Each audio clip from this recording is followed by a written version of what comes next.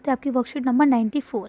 ठीक है, ये आज हिंदी की वर्कशीट आई है। आप लोग पहले इसे अच्छे से लेबल कर लेंगे, कक्षा डाल देंगे यानी अपनी क्लास, डेट डाल देंगे, अपनी पाठ्य पुस्तक रिमझिम का नाम डाल देंगे, अपना नाम, अपने टीचर का नाम। और आज हम क्या पढ़ेंगे, वही राख की रस्सी जो पाठ पढ़ रहे हैं उसी को हम आगे पढ़ेंगे। क्या लिखा है, आइए कहानी बनाएं।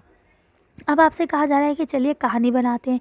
देखिए उसूल के तौर पे तो मुझे ये क्वेश्चन आपको नहीं कराना चाहिए, क्योंकि अगर मैं आपको ये क्वेश्चन करा देती हूँ तो आपकी जो सोचने की ताकत है वो कम हो जाएगी। क्यों? क्योंकि आप लोग मेरे ही बताए हुए क्वेश्चन को आगे लिख देंगे।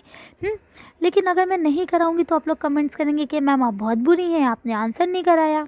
चलिए तो हम लोग पहले पढ़ लेते हैं, फिर देखते हैं कि क्या आंसर। लेकिन मैं आप लोग से यही रिक्वेस्ट करूँगी कि आप क्वेश्चन समझें और अपने आप आंसर करने की कोशिश करें, और अगर नहीं समझ में आता है तो आप मेरा आंसर देखें। ठीक है, चलिए तो पढ़ते हैं। क्या लिखा है, नमस्कार बच्चों यानी हेलो प्यारे बच्चों, आप सबने कहानी राख की रस्सी पढ़ी। यानी आप सबने आज से पहले की जो 1-2 वर्कशीट्स थी उसमें कौन सी कहानी पढ़ी, राख की रस्सी। ठीक है, अब क्या कहते हैं, कहानी के अंत में लोनपोगार अपने बेटी की शादी उसी लड़की से करवा देता है जिसने लोनपोगार के बेटे की मदद की थी। यानी वो जो लड़की बार बार उसकी मदद कर रही थी, अंत में लोनपोगार जो है वो अपनी बेटे की शादी उसी लड़की से करा देता है। क्या आपने सोचा कि इसके बाद क्या हुआ होगा, यानी अब कहानी में आगे क्या हुआ होगा, आपने सोचा? चलिए सोचिए और इस कहानी को आगे बढ़ाइए। अब आपको यहाँ तक शादी हो गई, अब उससे आगे की कहानी आपको बढ़ानी है। ठीक है, तो अब मैं उम्मीद यही करूँगी कि आप लोग इसे खुद लिखें। लेकिन चलिए मैं आपको आंसर दिखा देती हूँ। इसका आंसर यहाँ से लिखेंगे, जब लोनपोगार ने, चलिए देखिए अब यहाँ से लिखेंगे, जब लोनपोगार ने अपने बेटी की शादी उस लड़की से करा दी, ठीक है, कर दी, तो वे दोनों खुशी से एक साथ रहने लगे।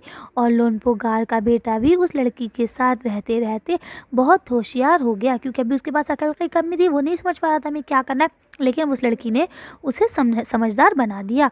और दोनों कभी कभार शहर भी जाते होंगे, यानी अब वो लोग कभी कभार माल को बेचने इस तरह से शहर जाते होंगे।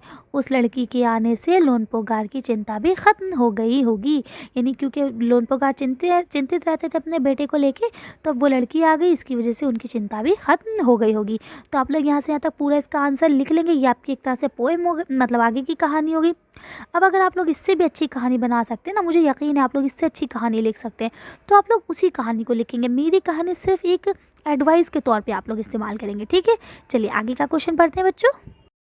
ये आपका यहाँ पहला क्वेश्चन लिखा है।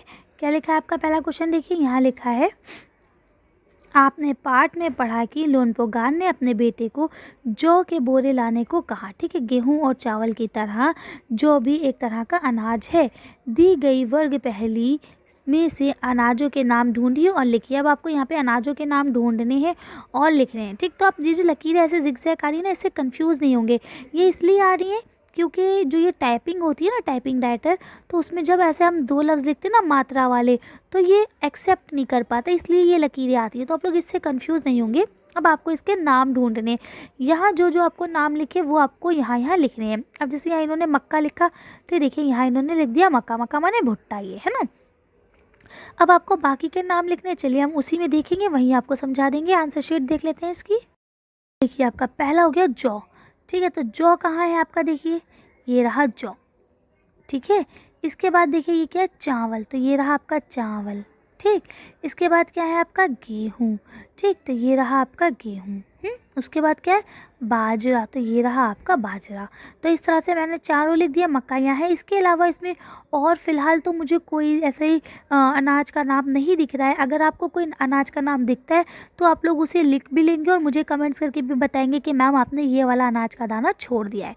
ठीक है, तो जो भी अगर इसमें आपको कोई और अनाज का नाम दिखता है मम्मी की मदद से या वैसे, तो आप लोग मुझे ज़रूर बताएंगे। चलिए, तो इसकी तरह से ये क्वेश्चन हो गया। नेक्स्ट क्वेश्चन करते हैं अब हम लोग। प्रश्न नंबर 2 है बच्चों, हम सब तरह तरह के त्यौहार मनाते हैं, जैसे दिवाली, ईद, क्रिसमस, गुरुपुरब आदि। ठीक है, ये सारे त्यौहार हम लोग मनाते हैं अलग अलग मौक़ों पर। हर त्यौहार से हमें कोई ना कोई शिक्षा मिलती है, यानी हर त्यौहार हमारे लिए कुछ ना कुछ सीख लेके आता है। ऐसे ही एक त्यौहार है दशहरा। ये त्यौहार बुराई पर अच्छाई की जीत का प्रतीक है। हम सब में कोई ना कोई बुराई होती है, आवश्यक होती है, यानी कोई ना कोई बुरी आदत हम में होती है। इस त्यौहार से शिक्षा लेते हुए आप अपनी कौन सी बुरी आदत पर जीत पाना चाहेंगे, अपनी कॉपी पे लिखिए। चलिए इसका आंसर देखते हैं हम लोग कि कौन सी बुराइयों को हम ख़त्म करेंगे अपने अंदर से। अब देखिए तो मैं अपनी बुरी आदत आपको बताती हूँ कि सबसे पहले मैं ना सुबह देर से उठती हूँ कभी-कदार, ठीक है? तो सबसे पहले हम लोग देर तक सोने की जो आदत है उसे छोड़ेंगे। गंदी आदत तो गंदी आदत होती है, वो कोई भी हो सकती है ना? ज़्यादा चॉकलेट खाने की भी आदत है, मुझे चॉकलेट्स बहुत पसंद है। लेकिन क्या है, मैं अब ज़्यादा चॉकलेट खाती हूँ ना तो मेरे दाँतों में दर्द होने लगा है। तो अब ये आदत भी मैं छोड़ूँगी कि मैं कम से कम चॉकलेट्स खाऊँ, है ना? और इसके अलावा कभी-कदार मैं मम्मी को भी परेशान करती हूँ। मम्मी कहती खाना खा लो बेटा, मैं कहती नहीं मैं नहीं खा रही, मुझे भूख नहीं लग रही, है ना? तो ये जो मम्मी को हम परेशान करते हैं, आके सामान इधर-उधर फेंक दिया, तो ये भी हमारी गंदी आदत है। तो हम लोग इसको भी छोड़ देंगे। इसके अलावा हमारे अंदर एक आदत और भी होती है कि सुबह देर से उठते हैं और स्कूल की छुट्टी मार लेते हैं, है ना? तो वो आदत भी हम छोड़ेंगे कि हम स्कूल की छुट्टी नहीं करेंगे। और ज़्यादा खेलने की आदत भी गंदी होती है। तो हम ये गंदी आदत भी छोड़ेंगे, हम टाइम टू टाइम खेलेंगे बस, ओके? तो इस तरह से ये 5 काम मैंने लिखे हैं जो हम लोग के अंदर होते हैं और मुझे पता है आप सबके अंदर भी ये गंदी आदतें ज़रूर है। तो आज हम लोग कहते हैं कि इस दशहरे हम लोग ये सारी गंदी आदतों को छोड़ के एक अच्छे बच्चे बन जाएंगे, ओके? चलिए आगे पढ़ते हैं। कि इस तरह से ये वाली वर्कशीट आपकी ख़त्म होती है। यहाँ शिक्षक के लिए दिया है कि बच्चों के साथ गतिविधि के बारे में आवश्यकता अनुसार बातें करें, यानी जिस हिसाब से आपको ज़रूरत है टीचर्स आपकी मदद करें। इसके अलावा आपको पेरेंट्स को दिया गया कि बच्चों के साथ बातचीत करते हुए उन्हें विभिन्न त्योहारों पर बनने वाले उनके मनपसंद पकवानों की सूची बताएं और उन्हें ये भी बताएं कि पकवान किस अनाज से बनाए जाते हैं। यानी अब आपकी मम्मा आपको ये बताएंगी कि दिवाली पे हम लोग कौन कौन से पकवान खाते हैं और वो जो हम पकवान खाते हैं वो किस चीज़ से बनते हैं। जैसे अब मुझे रसगुल्ला बहुत पसंद है, तो अब रसगुल्ला किससे बनता है?